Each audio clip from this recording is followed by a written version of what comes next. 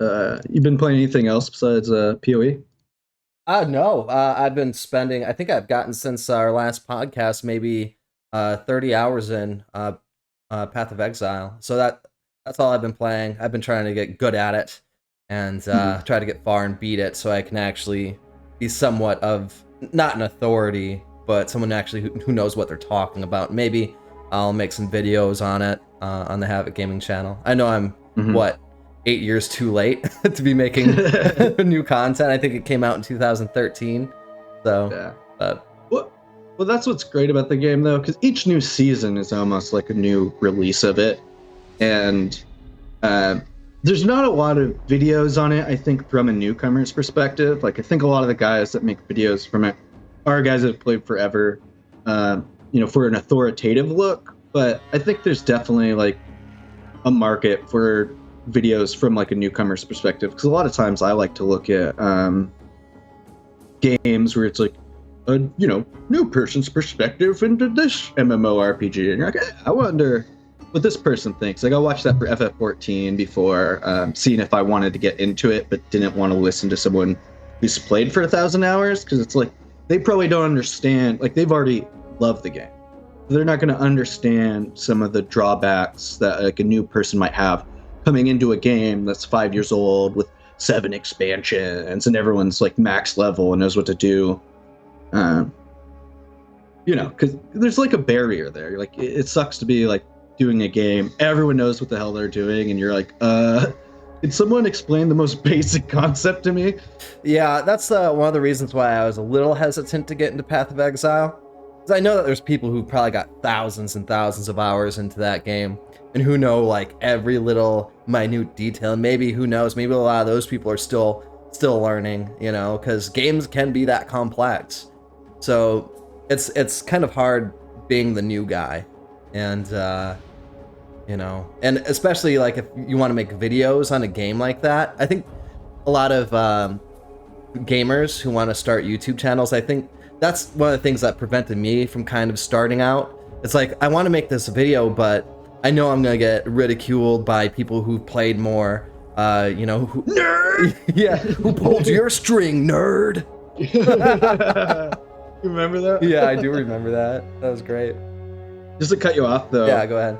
Uh, so far, I mean, I know like we were playing last night, which I'm sure helped a bit, put things in context. But like, what was your impression, like loading up, seeing that skill tree for the first time, looking at all these different pages of stats and stuff, especially as like, an older gamer who spent like your whole life playing video games. So you would think not everything's overwhelming to you, but then to see that level of complexity. Yeah, so one of the things that helped break it down for me, when I first looked at the perk tree, I don't know, how many perks do you think there is? There's probably what? I think it's like 1,000. 1,000? Yeah, I think so. It starts you off in the perk tree, so it's not like you can just start wherever you want. So like, depending on what class you choose, it's like, okay, here's your starting point, and then you can branch out from that point. And so that kind of helps narrow it down a little bit, like which path you want to take. But the more perks you get, the further into this massive perk tree you get, and the more options you kind of have available to you. And it is a little overwhelming, gameplay wise.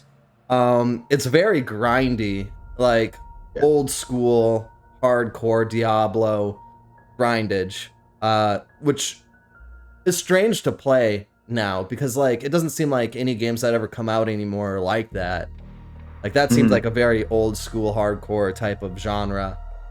So I do appreciate that, but people who like story, I guess, and cinema scenes and stuff like that might not appreciate it as much. It's really for the min-maxers, people who enjoy that type of thing. I just looked, there's 1,325 skills. And that doesn't even count the skill gems. The one thing I'd say is, though, like they've made it so it's not really grindy to get through the story, and they've added a lot to story, and I think it's definitely interesting and fun. Maybe your first couple playthroughs to actually read through and listen. Most of it's voice acted, I think, pretty well. And then, but the end game is really grindy. But the one thing I kind of like about it is it's like you want, like sometimes I love a good grind. Like I'll like put on my podcast, put on like a Netflix show, and then just kind of do this repetitive grind to earn currency and blow through maps at the end game. And then kind of the fun is once you have like some cool stuff, like some great items or good currency to buy items, you could be like, all right, now I'm going to start a new character, which is kind of unviable without the currency to invest in it. But then I get to blow through the game really fast with this new type of gameplay and this new challenging style. Maybe it's like a faster mapper, or maybe now you have like a boss killer for when you get to the really end game bosses. So I think that's where kind of the fun comes in, where, yeah, it is like a lot of min-maxing, but it is kind of like, now here's how my character's going to work. This character's going to do this. I'm going to plan out these things for this new run. And yeah, I think that's where like a lot of its appeal comes from. Yeah, I would say that the more you learn, it's one of those games like the more you learn, the more fun it gets. And like it starts out as super overwhelming, and in a way, like it's almost so overwhelming that it feels a little shallow as a new player coming to it. But like, I know because I played so many video games, like I don't know, hundreds of thousands of hours playing video games, that like it will become more fun. Like the more I get into it, the more I realize what gems work with which gems and what combos and what setups I like and stuff like that. But first you gotta play the game and you gotta learn, you know, what's available to you, and that's just gonna take some time. Yeah, and yeah, I mean, there's just so much like you haven't even scratched the surface on, like with the end game maps and stuff, and then that whole skill tree. But yeah, I mean, to me, like we were talking about it last time, but like that is to me like one of the best parts about a game is learning. Like once I know everything about a game, I'm bored of it. I don't want to play it anymore. But with a game like this, it's always something new to learn or things you can tweak. And like, you know, just like between crafting, map stacking, which maps to run, which maps to block out, which skills work best with which nodes work best with those. I mean, there's so much complexity that, I mean, you could just learn and learn and learn and like basically never learn it all. And especially with new, you know, every like 3 months or whatever, they do like a new reset and server run. And those always typically have new gameplay mechanics and new things to do. Yeah, and from a developer standpoint, that seems like a lot of fun. A game that'd be really fun to make. But I mean, that's a whole different discussion, I suppose.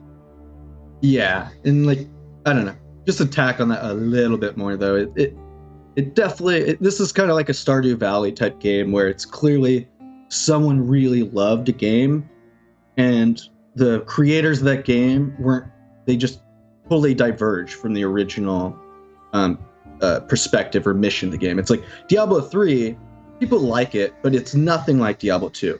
The art style is different. It's trying to appeal to a far more casual fan base, which is fine. But people saw that and they're like, no, we like Diablo 2. We want to make it this way, and we want to make it better in these ways instead of, you know, simplifying mechanics. We want more complex mechanics. We want multiplayer. Yes. And, you know, so it seems like it's cliche, but it seems like a love letter to that original genre. And I think if you look at the metrics, Diablo 2, or I mean, Path of Exile blows Diablo 3 out of the fucking water in terms of how many people are playing it, how many people have consistently been playing it. So, I mean, it just kind of goes to show you that Blizzard, their money managers think they're going in the right direction, but clearly they're not. Clearly the appetite was there for a lot of people to prefer PoE. Well, we've both been playing Path of Exile. We played it together for the first time last night. You were telling me that how important it is to follow a build guide, and I didn't believe you, and I ended up dying maybe 4 or 5 times. You died once. But I would say that my build is not destroyed yet. I just have to adapt to what I think I need as I play through the game, which right now, I just need more health, more maximum life, I would say. Yeah. Well, and like I said, that stuff, your build won't work for the end game, but almost any build should be able to get you to the end game. And it's not that big of a deal because you get to keep the currency and stuff that you earn for the next game. or, if you start a new character. So like with the next character, you could start out and have better items and have some currency to buy some new stuff with a better build that will be able to speed run you towards the end game. Okay. Well, that's fair enough. I'm excited about it. Once I see the end game, then I'll have a better idea of what I'm dealing with, I guess.